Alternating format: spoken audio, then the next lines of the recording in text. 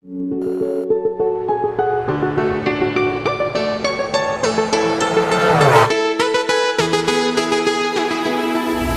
used to hide under the covers, serenade each other with careless melodies. Something buried deep inside us, the major and the minor, like piano keys. You played for me. You played for me. Oh, you played for me. I swear, even in my sleep, I hear it like the memory of everything we used to be. You played for me.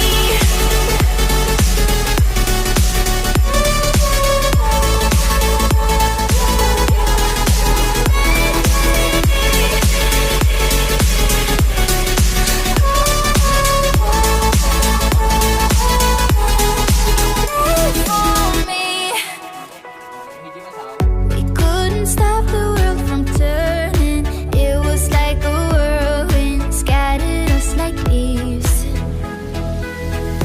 But I'm stuck inside a feeling, a song that never leaves. We were like a symphony. You played for me. You played for me. Oh, you played for me.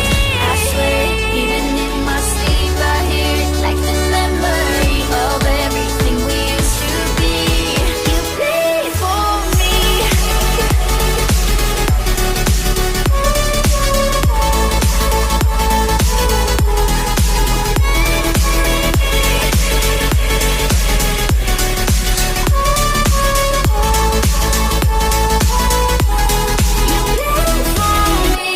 I think Eurodance was the track I listened to the most when I was younger.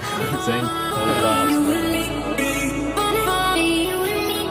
How's it going? It's gonna be good.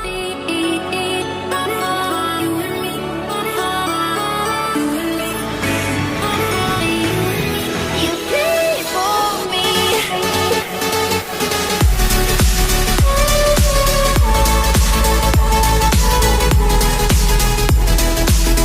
I swear, even in my sleep, I hear it like the memory of everything we used to be. You played for me.